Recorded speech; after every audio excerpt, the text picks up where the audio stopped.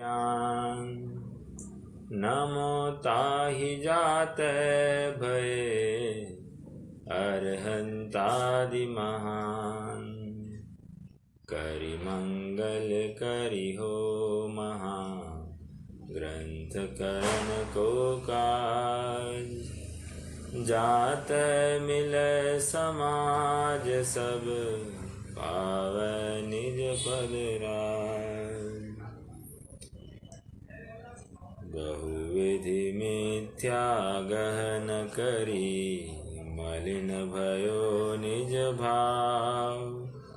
ताकोत अभाव है सहज रूप दर्शाव। वैशेषिक मत और न्यायिक मत की चर्चा हम कर रहे हैं और अब तक हमने ये समझा कि न्यायिकों ने 16 तत्व माने हैं। 16 तत्व में प्रमाण, प्रमेय, संशय, प्रयोजन, दृष्टांत, सिद्धांत, अवयव, तर्क, निर्णय, वाद, जल्प, वितंडा, हेत्वाभास, छल, जाति, निग्रह स्थान, ये 16 तत्व माने हैं। और इसके विरुद्ध वैशेषिक मत ने मात्र 6 तत्व माने हैं। ओके, 6 तत्व माने हैं। उसमें द्रव्य, गुण, कर्म, सामान्य, विशेष, समवाय। हमने द्रव्य की चर्चा की और गुणों की चर्चा भी हमारी हो गई थी। उन्होंने जो 24 गुण माने हैं उनकी थोड़ी संक्षेप में चर्चा की कि जो स्पर्श, रस, गंध, वर्ण है ये तो पृथ्वी आदि के ही विशेष है, तो आपने अलग से ये गुण क्यों गिनाए हैं। दूसरा ये भी बताया कि जो बुद्धि है, बुद्धि यहाँ पर आपने गुण में भी लिया है और एक मन, ये द्रव्य भी लिया है। तो द्रव्य और गुण ये दो अलग से निरूपण करने की जरूरत क्या थी। या तो द्रव्य लेना था या तो गुण लेना था, आपने दोनों कैसे लिए। बुद्धि का भी निराकरण कर दिया। और दूसरी बात कह दिया कि ये द्वेष, स्नेह, गुरुत्व, द्रव्यत्व, स्नेह और गुरुत्व ये तो स्पर्श की पर्याय है, तो आपने पर्याय को भी गुण में कैसे लिया, तो ये भी घटित नहीं हो रहा है। और दूसरा, द्रव्यत्व नामक एक गुण लिया है, तो मात्र द्रव्यत्व थोड़ी है, और भी है ना गुण, तो आपने मात्र द्रव्यत्व क्यों लिया। और लेना था तो सभी गुण लेने थे। मात्र तरल, द्रव्यत्व मतलब तरलपना, तो इतना ही क्यों लिया आपने। और ये जैसे ऊर्ध्वगमन जैसा है, या फिर अग्नि का जो बताया ऊर्ध्वगमन जैसा, तो वो भी आप ले सकते थे। वायु का कोई गुण ले सकते थे, लेकिन आपने लिया नहीं। और लास्ट में ये भी तर्क दिया कि ये जो द्रव्यत्व है, आप इसको सामान्य गुण में ले लेते तो भी चल जाता। तो इतने तर्क देकर बात अपनी रुक गई थी। और ये पंडित साहब कह रहे कि ये सब आपकी बातें कल्पित है, आप कल्पना मत करो, आप प्रॉपरली बात रखो। तो ये हमारी अब आगे चर्चा चलेगी। द्रव्य और गुण की चर्चा हो गई। द्रव्य किसे कहा, द्रव्य 6 द्रव्य बताए और गुण कितने बताए हैं, 24 गुण बताए हैं। आइए अब थोड़ा सा आगे बढ़ते। अब तीसरा बिंदु क्या है 6 तत्वों में, द्रव्य हो गए, गुण हो गए, कर्म। अब कर्म किसे कहते हुए, वो कहते कि शरीर की जो अवस्था है ना, नाना प्रकार के आकार प्रकार जो बन रहे हैं, उसको हम कर्म कहते हैं। हाँ, लेकिन कर्म वे कह रहे शरीर के 5 ही आकार मान रहे हैं। कौन से, उत्क्षेपण, अवक्षेपण, आकुंचन, प्रसारण, यमन, ये 5 आकार मानते हैं। शरीर की 5 प्रकार की अवस्था है, उत्क्षेपण, अवक्षेपण, आकुंचन, प्रसारण, यमन। तो कह रहे पंडित साहब कह रहे कि आप ये पांच ही अवस्थाएं क्यों मानते हो?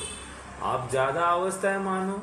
जैसे मैंने सूर्य नमस्कार किया तो अलग हो गई, और कौन सा मैंने प्राणायाम आदि मतलब कोई व्यायाम किया तो और अवस्था हो गई। तो शरीर की तो अनेक प्रकार की अवस्थाएं होती है, और आपने पांच ही कर्म क्यों माने? तो ये कहकर उन्होंने थोड़ा सा उनका खंडन किया। और दूसरी बात रखी, ठीक है आपने पांच बनाए, ओके कोई प्रॉब्लम नहीं, लेकिन फिर ये तो खाली मनुष्य में लगती है, अन्य जीवों में क्या लगा सकते हैं आप? अन्य जीवों में आपने क्या आकार प्रकार की बात है या क्या कर्म की व्यवस्था है, ये हमको बताओ। सो भी कुछ क्लैरिटी नहीं है, इसलिए ये बात कल्पित है।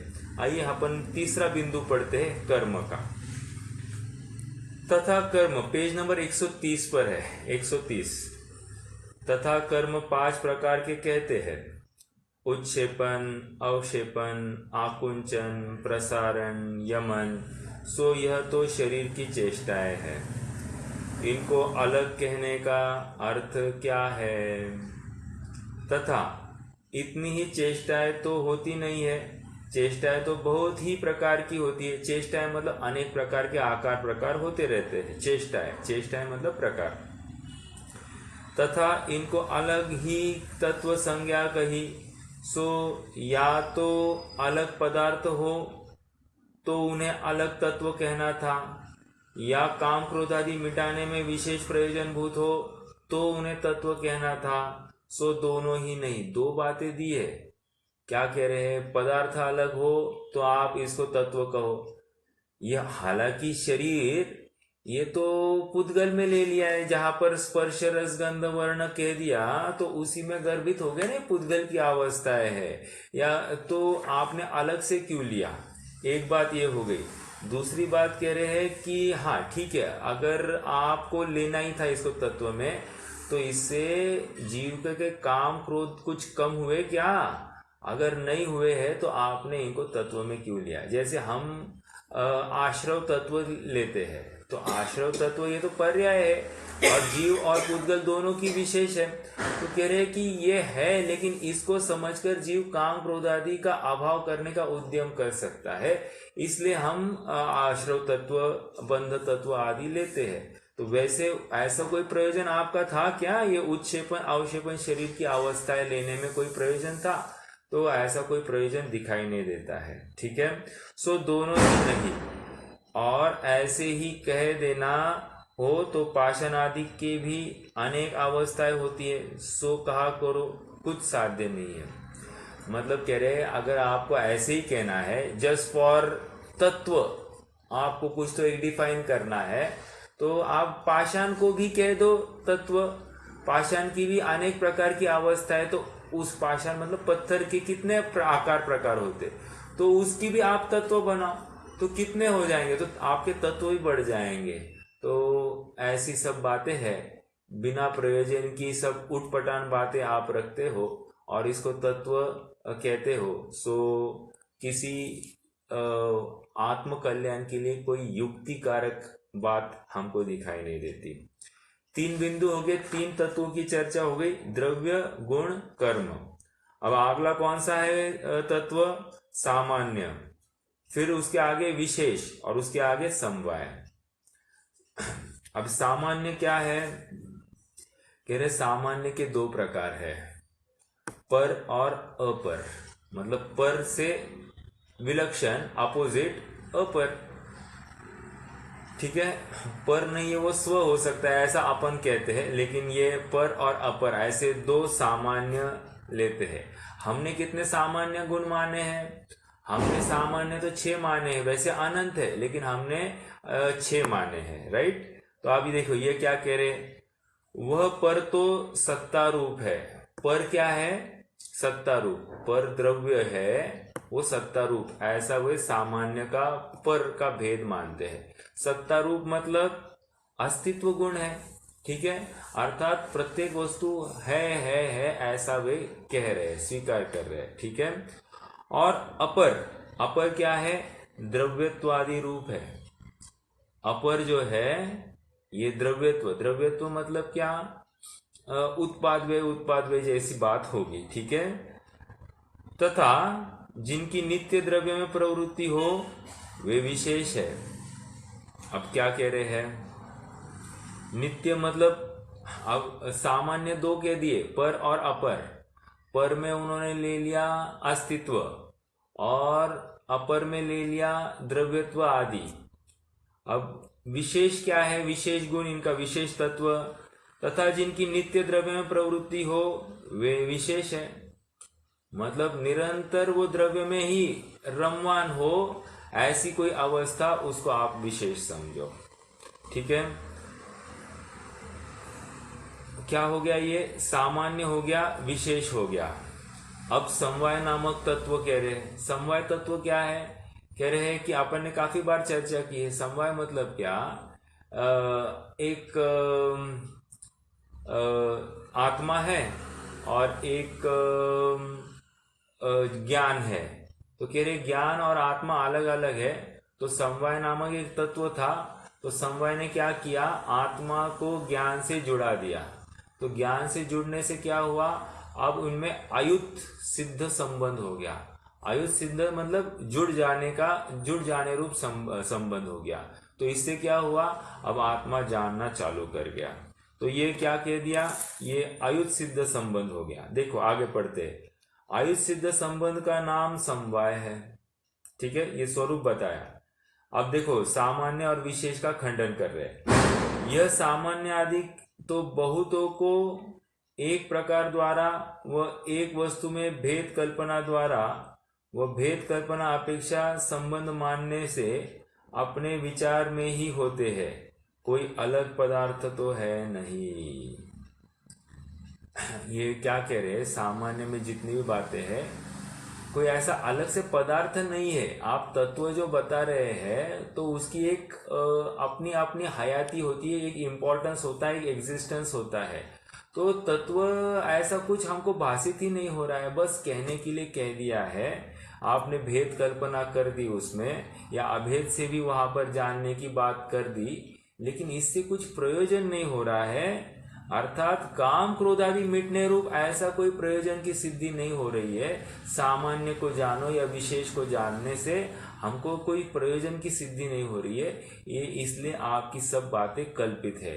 क्यों? तत्व उसी को कहते हैं जिसको समझकर जीव अपने मोक्ष मार्ग में लगे, इसलिए हम उसको प्रयोजनभूत तत्व कहते हैं। और अप्रयोजनभूत तत्व, ऐसे दो डिवीजन किए हैं। बट प्रयोजनभूत तत्व समझकर हमको अपना हित कहाँ है ये समझ में आ जाता है। सो बात आपके तत्व समझकर हमको नहीं हो रही है, इसलिए ये काल्पनिक है, ऐसा प्रतीत होता है। कोई अलग पदार्थ तो है नहीं, तथा इनके जानने से काम क्रोधादि मिटाने रूप विशेष प्रयोजन की भी सिद्धि नहीं है। इसलिए इनको तत्व किस लिए कहा? इसलिए इनको तत्व नहीं कह सकते। देखो मतलब तत्व कहने का प्रयोजन क्या है? काम क्रोधादि मिटे, हमको मोक्ष मार्ग की रूप हमारी प्रवृत्ति हो, तो ये कुछ कार्यकारी होगी बात। आइए आगे। और ऐसे ही तत्व कहने थे तो प्रमेयत्वादि वस्तु के अनंत धर्म है, वह संबंध आधारादिक कारकों के अनेक प्रकार वस्तु में संभवित है। इसलिए या तो सर्व कहने थे या प्रयोजन जानकर कहने थे, इसलिए यह सामान्यादिक तत्व भी वृथा ही कहे।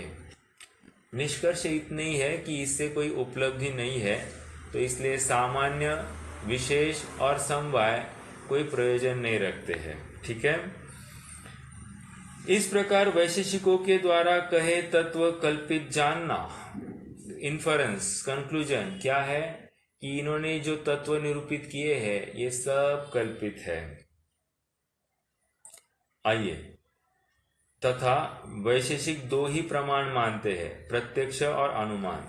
सो इनके सत्य असत्य का निर्णय जैन न्याय ग्रंथ से जानना। देखो वैशेषिक वेद को तो मानते हैं, वेद को मानकर, वेद अपने आप में एक ग्रंथ है या शास्त्र है, आगम है उनकी अपेक्षा, ऐसा होते हुए भी उसको प्रमाण नहीं माना है। जब प्रमाण ही नहीं माना है तो फिर क्या चर्चा करना। आपकी जो कोई फिलॉसफी है मतलब ये बेसलेस हो गई।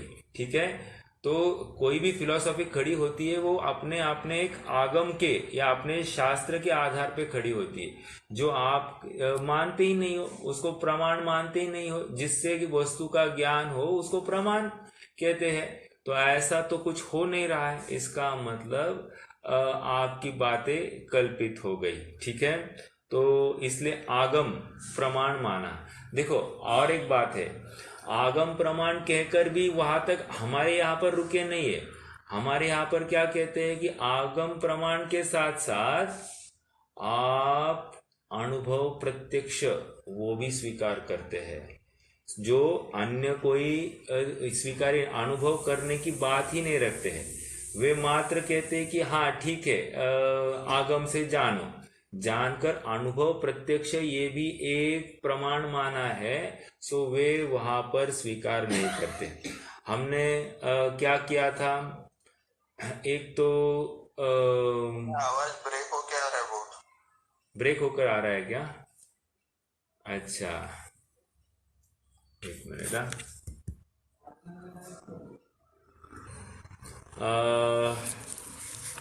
तथा न्यायिक, हाँ अब ये मुक्ति की बात क्या करते हैं जरा समझते हैं। अब न्यायिक कहते हैं कि विषय, इंद्रिया, बुद्धि, शरीर, सुख दुख के अभाव से आत्मा की स्थिति वो मुक्त है। देखो गुणों में क्या क्या आया था, गुणों में एक बुद्धि आया था, सुख दुख आया था, और क्या आया था, संयोग आया था, परिणाम आया था। तो ये कह रहे विषय, इंद्रिया, बुद्धि, शरीर।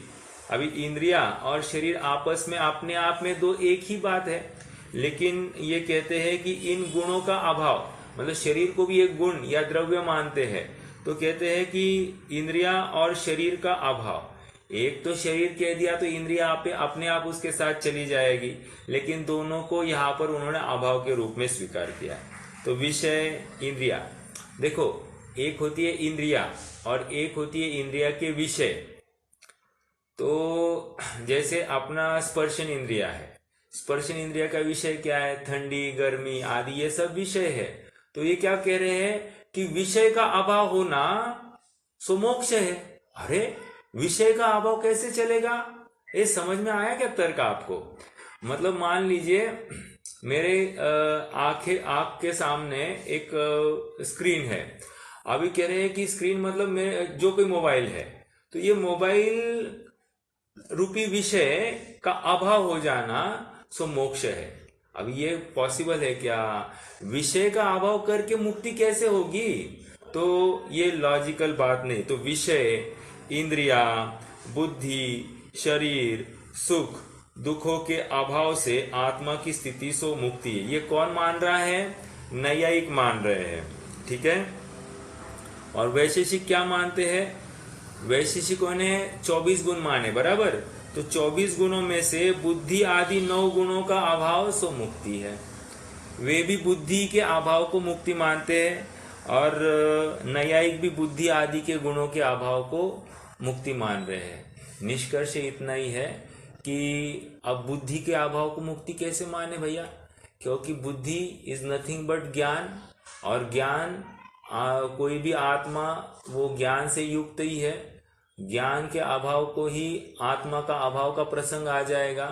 तो द्रव्य के बिना गुण नहीं, गुण के बिना द्रव्य नहीं। तो इसलिए ये कैसे संभव है? तो हम इसको स्वीकार नहीं करते। लेकिन वे कैसे, उनके यहाँ पर क्यों चल रही है ये बात? क्योंकि वे ज्ञान को आत्मा से अलग जान रहे हैं ना, तो इसलिए उसके अभाव को लेकर आत्मा का अभाव नहीं होता, ऐसा उनका तर्क है। लेकिन अपने यहाँ पर वो तर्क ही बैठता नहीं, क्योंकि बुद्धि ये अभिन्न है आत्मा से। ठीक है, जैसा मन और आत्मा अलग अलग नहीं, एक ही है। और मन हो तो वो चेतनपना वहां पर सिद्ध होता ही है। तो इस न्याय से जब चेतनपना अर्थात क्षयोक्षम सिद्ध हो रहा है, तो वहां पर ज्ञान है, ये बात सिद्ध होती है। तर्क के माध्यम से हमने ये बात समझी है पहले ही। ठीक है। तो ये बुद्धि आदि गुणा उच्छेदा मोक्षा, ये उनका मूल सूत्र है। तो बुद्धि आदि गुणों का उच्छेद होना, अभाव होना, सो मोक्ष है, ऐसी कल्पना भी योग्य नहीं है। ठीक है, थोड़ा सा आगे बढ़ेंगे। सो बुद्धि नाम ज्ञान का है, ज्ञान का अधिकरणपना आत्मा का लक्षण कहा था। अब ज्ञान का अभाव होने पर लक्षण का अभाव होने से लक्ष्य का भी अभाव होगा। तब आत्मा की स्थिति किस प्रकार रही? क्या कह रहे? लक्षण के अभाव से लक्ष्य का अभाव। अब ये क्या है? ज्ञान ये जीव का लक्षण है, ओके। और ज्ञान लक्षण का अभाव हो गया तो अपने आप लक्ष्य का अभाव होगा, तो वेरी नेचुरल है। तो कह रहे हैं कि लक्षण के अभाव में लक्ष्य के अभाव की सिद्धि हो जाती है, तो फिर बचा ही क्या। और यदि बुद्धि नाम मन का है, अब दूसरा तर्क दे रहे हैं, यदि बुद्धि नाम मन का है तो भाव मन तो ज्ञान रूप है ही, तो ऑलरेडी वो भी ज्ञान है।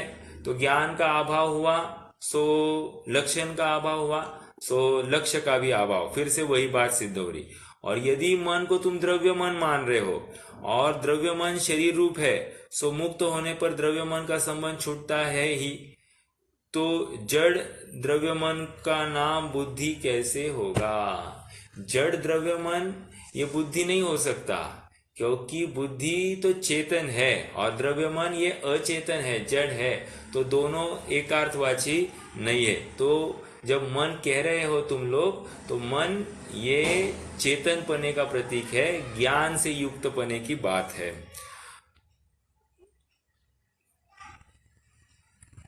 तथा मनवत ही इंद्रिया जानना, तथा विषय का अभाव हो तो स्पर्शादि विषयों का जानना मिटता है, तब ज्ञान किसका नाम ठहरेगा? कह रहे हैं ज्ञान किसका नाम ठहरेगा, मतलब विषय का ही अभाव हो गया तो ज्ञान का काम क्या बचेगा? कुछ भी नहीं बचेगा। और उन विषयों का अभाव होगा तो लोक का अभाव होगा कि नहीं होगा? और एक बिंदु दिया, मान लीजिए ये मोबाइल का अभाव हो गया, या फिर किसी भी पर वस्तु जो सामने मेरे ज्ञान का गे बन रही है उसका अभाव हुआ, तो उसके अभाव में लोक का अभाव का प्रसंग आएगा कि नहीं आएगा? आपको पता है ना कि इस 6 द्रव्य रूपी व्यवस्था में से एक द्रव्य भी हटा दीजिए, एक छोटा सा जीव हटा दीजिए, या एक पुद्गल का परमाणु हटा दीजिए, तो पूरी व्यवस्था कोलैप्स होने का अवसर आ जाता है। ठीक है, क्योंकि वो जगह कौन लेगा, ये प्रश्न चिन्ह खड़ा होता है। और उसकी जगह भरने के लिए अगर दूसरा वहां आए तो उसकी जगह कौन लेगा? तो ये सब अनवस्था दोष आ जाता है और जगत के नाश का प्रसंग आ जाता है। तब ज्ञान किसका नाम ठहरेगा? और उन विषयों का अभाव होगा तो लोक का अभाव होगा, तथा सुख का अभाव कहा। तो अभी सुख ये बिंदु ले रहे हैं। सुख एक्चुअली इन्होंने किस हेतु से लिया है? सुख दुख, ये लौकिक सुख दुख की अपेक्षा से इन्होंने लिया है, लेकिन पंडित साहब उस सुख को पारमार्थिक सुख की अपेक्षा से भी खड़ा कर रहे हैं। देखिए पढ़ते पहले, है ना। सो सुखी के अर्थ उपाय करते हैं। हम जितना भी उद्यम कर रहे हैं दिन रात, ये क्यों कर रहे हैं? सुख के लिए कर रहे हैं। अब सुखी नहीं है तो फिर उद्यम क्यों करना? मतलब मैं आज इतना अध्ययन या स्वाध्याय, ये जो कुछ प्रवृत्ति हो रही है, भक्ष अभक्ष का विवेक, या मेरा सप्त व्यसन का त्याग होना है, 8 मूल गुणों का अवधारण कर रहा हूं, तो ये क्यों कर रहा हूं? कोई प्रयोजन तो होना चाहिए। अरे सुख की प्राप्ति है। अब कह रहे हैं कि यदि इन सब करने पर भी तुम्हारे सुख का ही अभाव होने वाला है, ये सब उपाय कर रहे हो, तो इससे क्या होगा? तुम्हें मोक्ष होगा। और मोक्ष मार्ग में कैसा? वहां पर सुख ही नहीं है। अरे बाप रे, तो सुख ही नहीं है तो हम इसका उद्यम क्यों करें? समझ में आया?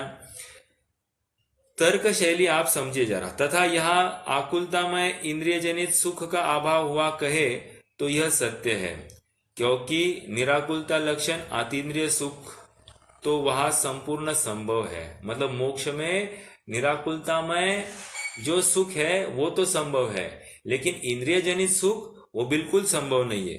इसलिए सुख का अभाव नहीं है। अब वो कौन से सुख का अभाव? निराकुलता, अतीन्द्रिय सुख का अभाव नहीं है। हाँ, इंद्रिय जनित या जो भौतिक विषयों के आश्रित ऐसा जो सुख है उसका तो अभाव है ही है। तथा शरीर दुख द्वेष आदि वह अभाव कहते हैं सो सत्य है।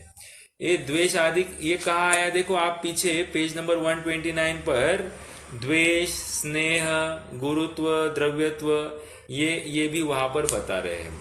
तो कह रहे द्वेष आदि का अभाव होना हम मानते हैं, शरीर का अभाव होना मानते हैं, तो इसमें हमको कोई बात नहीं, ये आपकी बात सत्य है। ठीक है, चलिए, तो ये खंडन कर रहे मोक्ष अवस्था उन्होंने जो मानी है उसका भी खंडन कर दिया।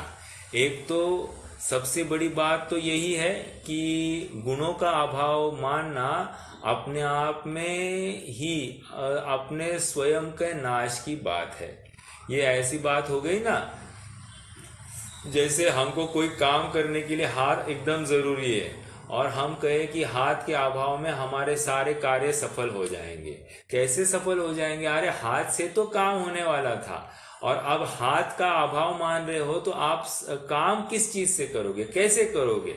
तो कोई वहां पर तर्क ही नहीं दिखाई देता है। मतलब अपना अंग है, उसके अभाव से शरीर की पूर्णता या शरीर को सुख होता है, ऐसी कल्पना करना जिस प्रकार मिथ्या है, उसी प्रकार आत्मा के गुणों का अभाव होने से सुख की कल्पना करना सो मिथ्या है। आइए थोड़ा सा और आगे बढ़ते हैं। अब ये गुरु, उनके गुरु की बात करते हैं, वे कैसे भेजदारी है ये बताते हैं। सो उनके अनुयायी भी कोई ऐसे हमको अपील नहीं करते हैं कि उनको देखकर हम उस मार्ग पर बढ़े, ऐसी हमको कोई प्रेरणा भी इनसे मिलती नहीं है। देखो क्या कह रहे हैं, तथा शिव मत में कर्ता निर्गुणेश्वर शिव है। तो क्या कह रहे हैं, शिव मत, ये दोनों कौन है? नैयायिक और वैशेषिक दोनों शिव मत है। नैयायिक क्यों कहा था? न्याय के माध्यम से ही बात करते हैं, न्याय दर्शन की मुख्यता। और वैशेषिक क्या है? ये विशेष नामक एक तत्व माना है, इस अपेक्षा से उनको वैशेषिक कह रहे हैं। या द्रव्य गुण और कर्म की विशेषता लिए वे बात करते हैं, इसलिए वे वैशेषिक। ओके, अब यहां पर क्या कह रहे हैं? शिव मत में कर्ता निर्गुणेश्वर शिव है। ठीक है, तो शिव को वे कर्ता मान रहे हैं। हालांकि हम भगवान को, परमात्मा को कर्ता नहीं मानते हैं। ठीक है, ओके। हाँ, किसी अपेक्षा से वे सर्वव्यापक ब्रह्म मानते हैं, तो हम मानते हैं कि प्रत्येक वस्तु ब्रह्ममय है, ऐसा हम मानते हैं। लेकिन हम ब्रह्ममय है मतलब उसको पर के मदद की कोई जरूरत नहीं, पर का आश्रितपना नहीं, वो अपना परिणमन स्वयं से कर सकती है, इस अपेक्षा से वो ब्रह्म है। जैसे ईश्वर है, जैसे प्रत्येक जीव अपने में चिदेश्वर है और प्रत्येक जड़ पदार्थ अपने में जड़ेश्वर है। तो क्यों कोई जड़ आज चेतन रूप अन्य रूप हुआ नहीं है, इसलिए वो अपने में ही स्वयं पूर्ण है। उसके स्पर्शादि गुण का आज तक अभाव हुआ नहीं है, इसलिए वो जड़ेश्वर है। और अगर 320 नंबर की गाथा की टीका में आया था कि वहां पर जीव रूप परिणमता हुआ, आज तक अजीव रूप हुआ नहीं है, इसलिए वो जीव ही है। और दूसरा अजीव रूप परिणमता हुआ, आज तक जीव हुआ नहीं है, इसलिए वो जीव ही है। ऐसी बात वहां पर आई है। वैसी बात यहाँ पर है कि प्रत्येक द्रव्य अपने में ईश्वर है। इस न्याय से हम सबको सर्वव्यापी ब्रह्म, सब में सर्व ब्रह्म मानते हैं, सर्वव्यापी मतलब सर्व में ब्रह्म मानते हैं, ऐसी हमारी कल्पना है। ठीक है। दूसरी वो क्या कह रहे हैं, निर्गुणेश्वर वो शिव है, उसे देव मानते हैं। सो उसके स्वरूप का अन्यथापना पूर्वोक्त प्रकार से जानना, मतलब हमने पहले अद्वैत ब्रह्म जो बताया था उसके अनुसार तुम शिव का भी खंडन समझ लेना, या अवतारवाद जो कुछ तुम मानते हो उसके अनुसार तुम खंडन समझ लेना। तथा अब ये उनके गुरु की बात, तथा यह भस्म, कोपिन, जटा, जनेऊ इत्यादि चिन्हों सहित भेष होते हैं, सो आचारादि भेद से प्रकार है। शैव, पाशुपत, महाव्रती, कालमुख, सो यह रागादि सहित है, इसलिए सुलिंग नहीं है। देखो दो बातें कह दी है। शैव मतलब क्या, शिव के अनुयायी को शैव कहते हैं। ठीक है। पाशुपत, पाशुपत भी एक उनकी कल्पना है। महाव्रती भी एक कल्पना है, मतलब उनमें ही भेद है ये। और कालमुख ये भी एक भेद है। ठीक है। मतलब वे उनके ही अवतार है, और उस अवतार के माध्यम से कोई एक पंथ चला जैसी बात वे स्वीकार करते हैं। ठीक है। और एक बात ऊपर कही कि ये भस्म, कोपिन, जटा, जनेऊ इत्यादि चिन्हों के सहित भेष बनाते हैं। देखो क्या करते हैं, पूरे शरीर को भस्म रमाते हैं और नग्न घूमते हैं। ऐसी भी होती है, नग्न भी घूमते हैं, मात्र भस्म रमाते हैं। ये एक उनका एक चिन्ह है।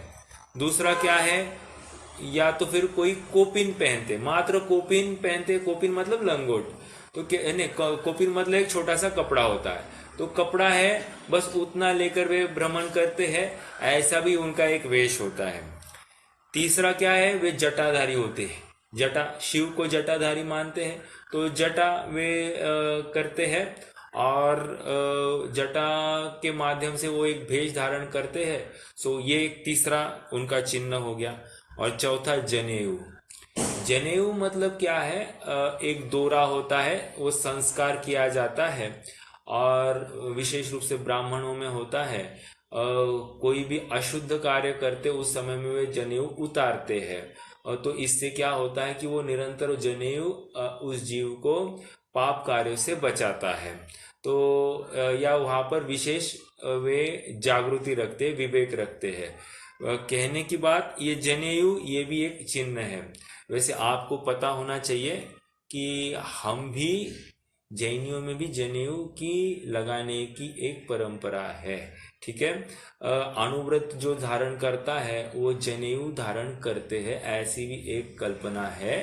सो हमको घबराना नहीं चाहिए, ये भी बात अपने यहाँ पर है।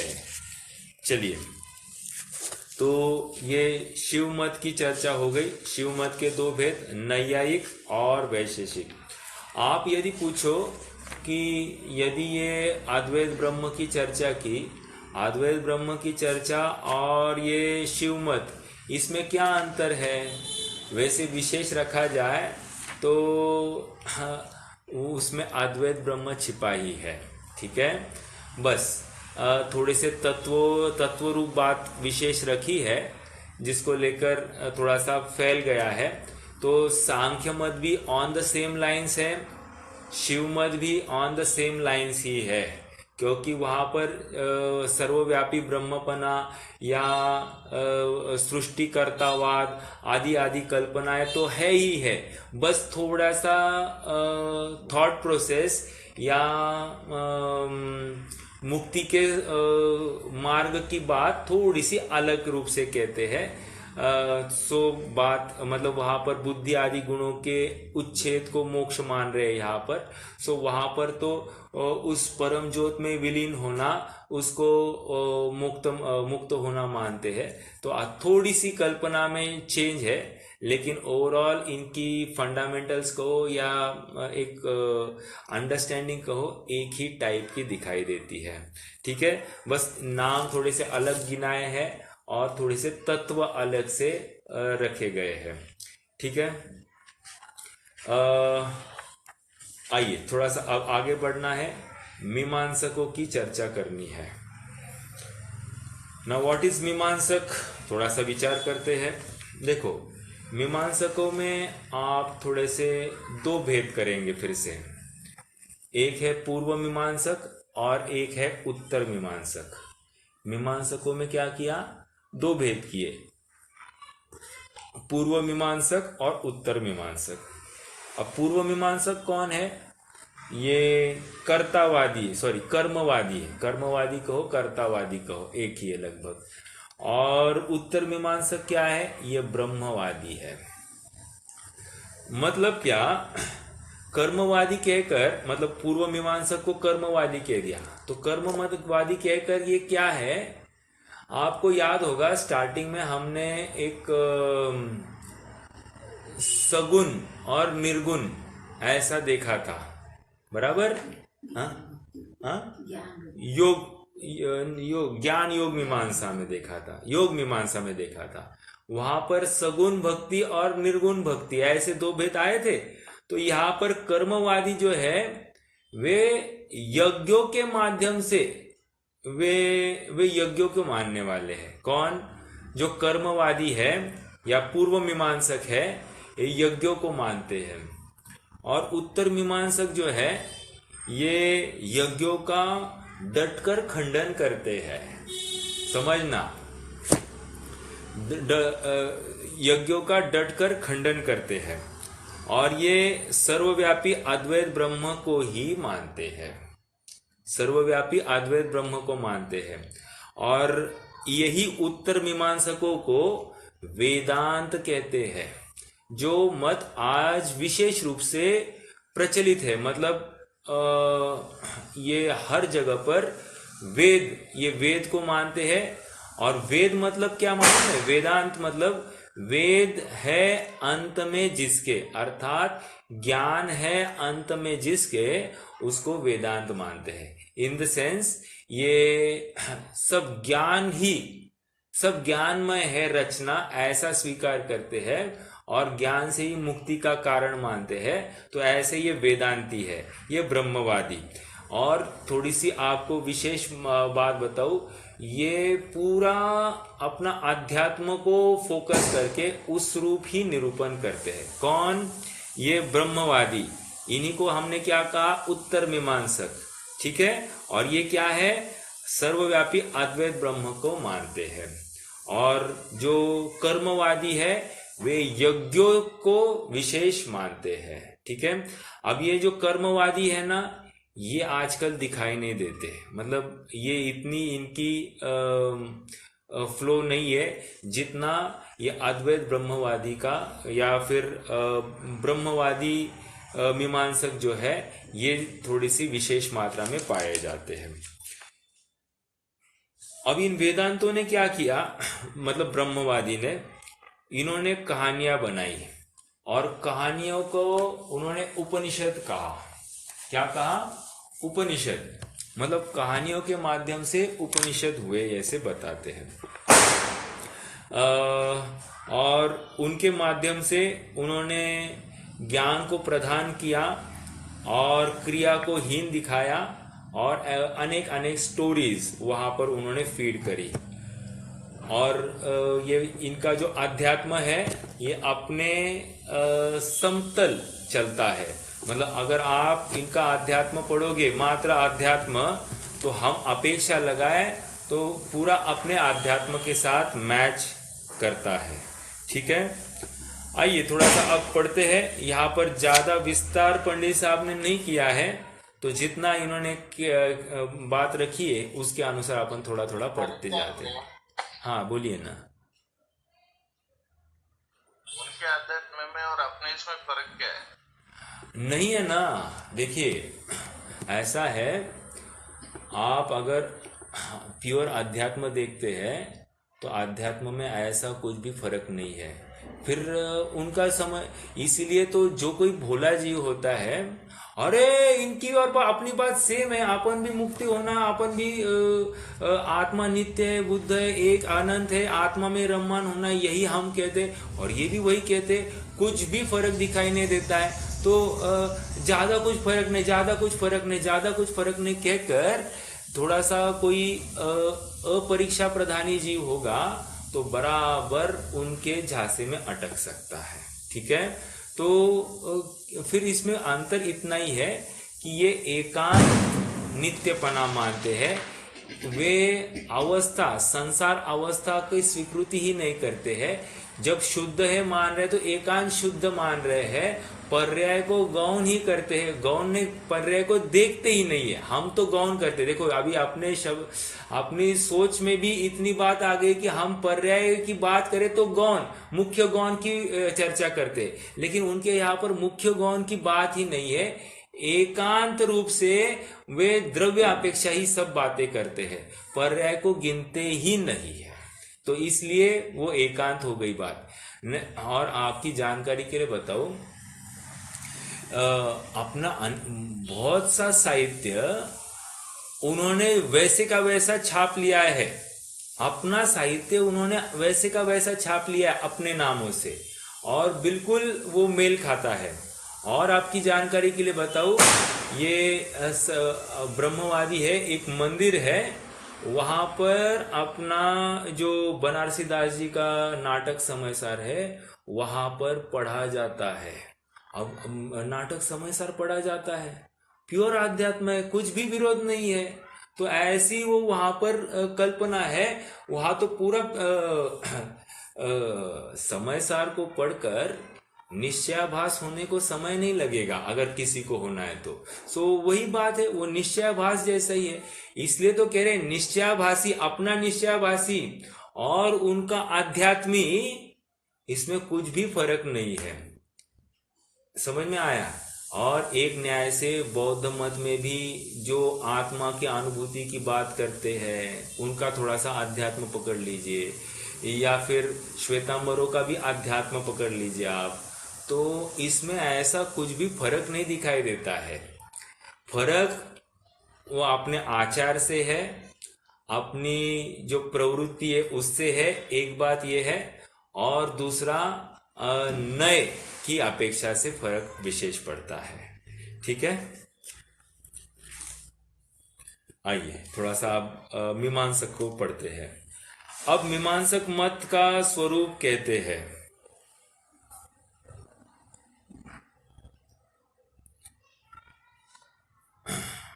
देखो ये मीमांसक है ना, उन्होंने एक सूत्र बनाया, क्या? वेद निंदकः इति नास्तिकः। क्या? वेद की जो निंदा करता है वो नास्तिक है। मतलब जो मीमांसकों को मानता नहीं, जो वेद को मानता नहीं, वो नास्तिक है। ऐसी उन्होंने एक सूत्र ही बना दिया। अब देखो कोई अज्ञानी होगा या भोला जीव होगा, नास्तिक स्वीकार करने में ही उसको बहुत, नास्तिक ये ब्रांड लगाया तो भी उसको तकलीफ हो जाती है, और इसलिए फटाफट उनका अनुकरण करता हुआ भी दिखाई देगा। तो ये वेद को सर्वथा प्रामाणिक मानते हैं, और जो इनको फॉलो नहीं करता है उसको नास्तिक घोषित कर देते। हमको भी वे नास्तिक ही कहते हैं, नहीं नहीं नहीं है, ये सब कुछ नहीं है, कुछ नहीं है, ऐसा ही मानते। लेकिन हम नास्ति पूर्वक अस्ति की स्वीकार करते हैं। मात्र नास्ति का कथन करके अवलंबन तो कुछ लेना पड़ेगा ना, ये नहीं है, ये नहीं है, ये नहीं है, ये नहीं है कहकर एट द एंड हमारी प्रवृत्ति भी कहीं होनी चाहिए। इसलिए हमने समिति के साथ साथ गुप्ति भी स्वीकार की है। समिति क्या है? हटने का नाम है, मतलब विषय या पर से हटने का नाम समिति है। और गुप्ति क्या है? गुप्ति स्व में प्रवृत्ति का नाम गुप्ति है, मतलब एक से निवृत्ति और एक में प्रवृत्ति, ऐसा अपनी अपनी फिलॉसफी है। इसलिए यहाँ पर स्याद्वाद अपने यहाँ पर घटित होता है, जो कि उनकी मान्यता में दिखाने को नहीं आता है। ठीक है, हाँ चलिए पढ़ते हैं। अब मीमांसक मत का स्वरूप कहते हैं। मीमांसक दो प्रकार के हैं। कौन से? ब्रह्मवादी और कर्मवादी। ब्रह्मवादी को हमने क्या कहा था? उत्तर मीमांसक। और कर्मवादी कौन है? पूर्व मीमांसक। कर्मवादी मतलब क्या? देखो यहाँ पर बता रहे, अपन वही पढ़ेंगे। वह ब्रह्मवादी तो यह सर्व ब्रह्म है, दूसरा कोई नहीं, एको ब्रह्म द्वितीय नास्ति, एक ब्रह्म है, जगत मिथ्या है, ऐसी कोई कल्पना है। ऐसा वेदांतों में अद्वैत ब्रह्म को निरूपित किया है। देखो आया वेदांत, वेदांत का अपन ने संधि की थी। क्या है संधि? कि वेद है अंत में जिसके, तो वेद मतलब ज्ञान, ठीक है। तो ज्ञान योग वाले हैं ये। वेदांत में अद्वैत ब्रह्म को निरूपित करते हैं तथा आत्मा में लय होना ही मुक्ति है, आत्मा में लीन होना, आत्मा में ही रममान होना सो मुक्ति है, ये वो भी मान रहे हैं, ठीक है। कहते हैं इनका मिथ्यापना पहले दिखाया सो विचारना। हमने पहले ही इनकी मुक्ति के स्वरूप आदि आदि सब बातें चर्चा की है अद्वैत ब्रह्म के प्रकरण में, सो वहां से समझ सकते हैं। अब दूसरा कर्मवादी की बात कर रहे हैं। व्हाट इज कर्मवादी? तथा कर्मवादी क्रिया, आचार, यज्ञादिक कार्यों का कर्तव्यपना प्ररूपित करते हैं, सो इन क्रियाओं में रागादिक का सद्भाव पाया जाता है, इसलिए यह कार्य कुछ भी कार्यकारी नहीं है। एकदम शॉर्ट में बोल दिया। कह रहे हैं कि यज्ञ करना, थोड़ी सी कोई एक छोटी मोटी क्रिया करना, पूजन आदि के कोई कार्य होंगे, ऐसी कोई कार्य में या आज थोड़ा सा आचरण कुछ किसी विशिष्ट प्रकार का बतलाया है, तो कह रहे इन कार्यों में प्रवृत्ति करना सो कर्तव्य है। और इनसे लेकिन क्या है, इनके अभी दूषण लगा रहे। दूषण क्या है? लेकिन क्रियाओं में तो रागादिक का सद्भाव पाया जाता है। जैसे यज्ञ करने, आज देखो ये यज्ञ की मान्यता भी ऑलमोस्ट खत्म होती जा रही है। यज्ञ सब एक मत से स्वीकार करते हैं कि इसमें हिंसा होती है, इसलिए पहले जो बलि आदि चढ़ाए, मतलब जो मूक जानवर यज्ञ में चढ़ाए जाते थे, उतनी तो हिंसा नहीं होती है। आज तेल घी आदि के ऊपर ही सब बातें चलती है, अग्नि के माध्यम से ही वो बात चलती है, लेकिन वो पहले जैसी बात नहीं रही है। तो क्या कह रहे हैं? रागादिक का सद्भाव पाया जाता है, इन सभी क्रियाओं में रागादिक पाई जाती है, इसलिए यह कार्य कुछ भी कार्यकारी नहीं है। तथा वह भट्ट और प्रभाकर द्वारा की हुई दो पद्धतियां हैं। वह भट्ट तो 6 प्रमाण मानते। अभी ये क्या है नवीन? तो कहते हैं मीमांसक के फिर से आप 2 भेद कीजिए, भट्ट और प्रभाकर। भट्ट क्या करते हैं? भट्ट 6 प्रमाण मानते हैं, और प्रभाकर कितने प्रमाण मानते हैं? 5 प्रमाण मानते हैं। तो कहते हैं कि क्या है, और इन दोनों ने 5 प्रमाण तो सेम माने हैं, और छठा प्रमाण जो है अभाव नामक एक प्रमाण माना है। किसने? भट्ट ने। देखो पढ़ते हैं, वह भट्ट तो 6 प्रमाण मानते हैं, प्रत्यक्ष, अनुमान, वेद, उपमा, अर्थापत्ति, अभाव, ये 6 प्रमाण उन्होंने माने। किसने? भट्ट ने। और प्रभाकर ने कितने माने हैं? प्रभाकर अभाव बिना 5 ही प्रमाण मानते हैं। सो इनका सत्य असत्यपना जैन शास्त्रों से जानना। देखो सत्य असत्यपना क्यों कह रहे हैं? यहाँ पर प्रत्यक्ष, अनुमान, वेद, उपमा, अर्थापत्ति, ये तो हम भी स्वीकार कर रहे हैं, लेकिन अपना शब्द भले ही सेम होगा, लेकिन उसका स्वरूप थोड़ा सा अलग है। और इन्होंने अभाव नामक प्रमाण माना है, हमने अभाव नामक धर्म माना है। थोड़ा फर्क है, थोड़ा नहीं बहुत बड़ा फर्क है। मतलब इसका प्रमाण अभाव क्या है? मतलब किसी चीज का अभाव होना सो प्रमाण, ऐसी कोई बात है नहीं ना। दूसरी बात क्या है? प्रत्यक्ष। प्रत्यक्ष, इनका प्रत्यक्ष साम व्यवहारिक प्रत्यक्ष है, जिसको हम साम व्यवहारिक कहते हैं ना, उसको ये प्रत्यक्ष कहते हैं। मतलब इंद्रियों से जो ज्ञान होता है उसको ये प्रत्यक्ष कहते हैं, और हम इसको क्या कहते हैं? हम साम व्यवहारिक प्रत्यक्ष कहते हैं। तो भले ही प्रत्यक्ष प्रमाण कह रहे हैं, लेकिन अपने आप में उसका स्वरूप थोड़ा सा अलग है। ऐसे ही अनुमान प्रमाण की भी पीछे चर्चा आ गई। जिसको अनुमान कहते हैं वो तो हम साम व्यवहारिक प्रत्यक्ष के माध्यम से समझ लेते हैं। तो ऐसी अनेक अनेक बातें हैं। तो ये अपने आप में इनकी सत्यता घटित नहीं होती है। अगले पेज पर, पेज नंबर 132। तथा वह षट कर्म सहित ब्रह्म सूत्र के धारक, शूद्र के अन्नादि के त्यागी गृहस्थाश्रम है, नाम जिसका ऐसे भट्ट है। भट्ट किसको कह रहे हैं? षट कर्म सहित, मतलब वे 6 प्रकार के कर्म मानते हैं। ब्रह्म सूत्र के धारक, ब्रह्म सूत्र के धारक, शूद्र के अन्नादि के त्यागी, गृहस्थाश्रम है, नाम जिनका ऐसे भट्ट है। मतलब घर में रहते हैं लेकिन ब्रह्म सूत्र, मतलब ये ब्रह्म सूत्र मतलब मेरे ख्याल से ब्रह्मचर्य ही होना चाहिए। ब्रह्म सूत्र के धारक या सूत्र कह रहे हैं तो सूत्र मतलब कोई धागा जैसे है, जनेऊ जैसी बात आई थी तो वो भी हो सकता है। ब्रह्म सूत्र के धारक, शूद्र के अन्नादि के त्यागी, मतलब शूद्र के हाथ का नहीं खाना, ऐसे ऐसे क्या है? ऐसे भट्ट है, भट्ट नामक मीमांसक है। आगे, तथा वेदांत में यज्ञोपवीत रहित विप्र अन्नादिक के ग्राही भगवत है, नाम जिनका ऐसे 4 प्रकार के हैं। क्या कह रहे हैं? वेदांत में यज्ञोपवीत, यज्ञोपवीत मतलब जनेयु, ठीक है। यज्ञोपवीत मतलब जनेयु, तो कह रहे यज्ञोपवीत रहित विप्र अन्नादिक के ग्राही। विप्र अन्नादिक मतलब, विप्र मतलब नीचे, जैसे अभी क्या कह रहे थे? शूद्र के, विप्र मतलब शूद्र, ठीक है। विप्र अन्नादिक के ग्राही भगवत है, नाम जिनका वे 4 प्रकार।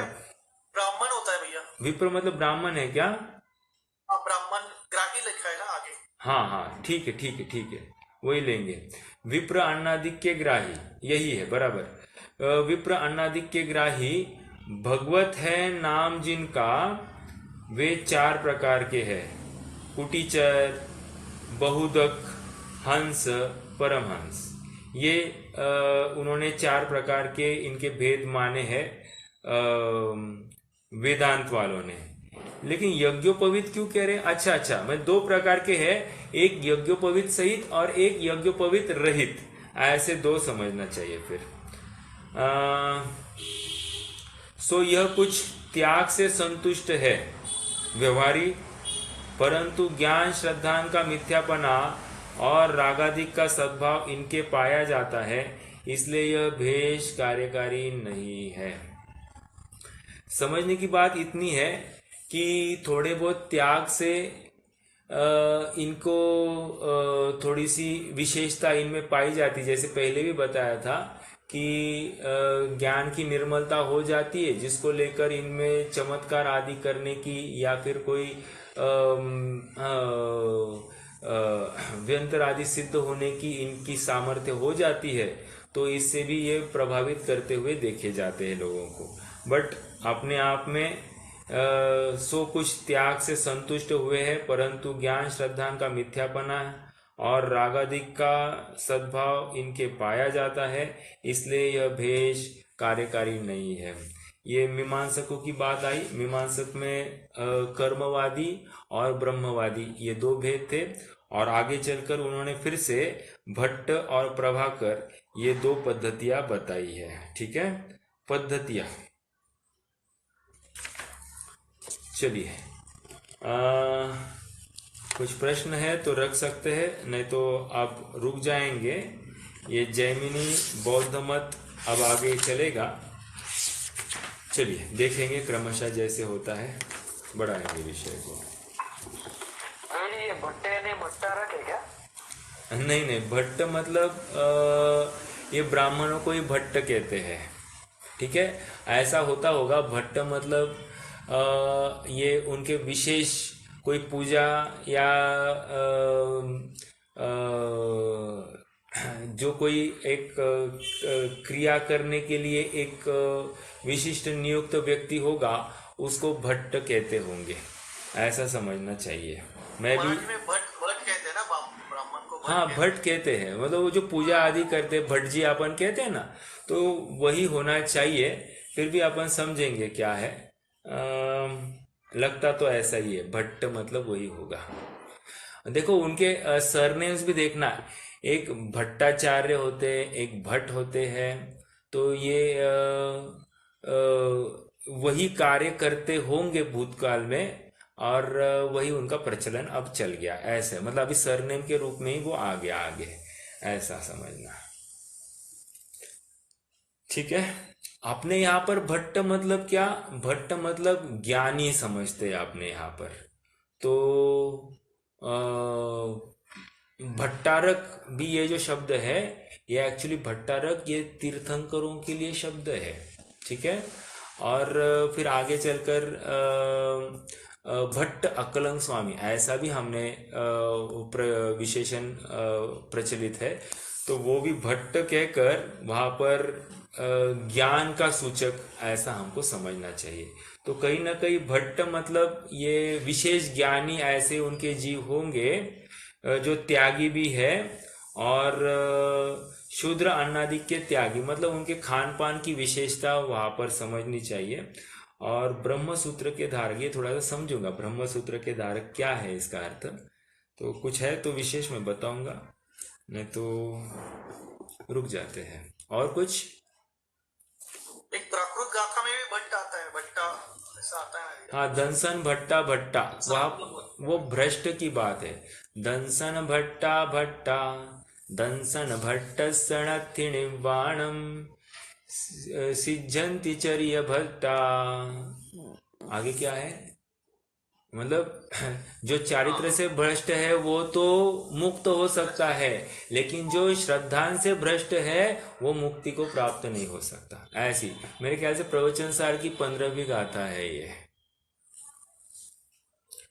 चलिए रुकते हैं, जिनवान स्तुति करेंगे। निज निधि निज में बताई, यह अनंत उपकार है। इसके लिए जिन वाणी माँ को वंदना शत बार है। इसके लिए जिन वाणी माँ को वंदना शत बार है।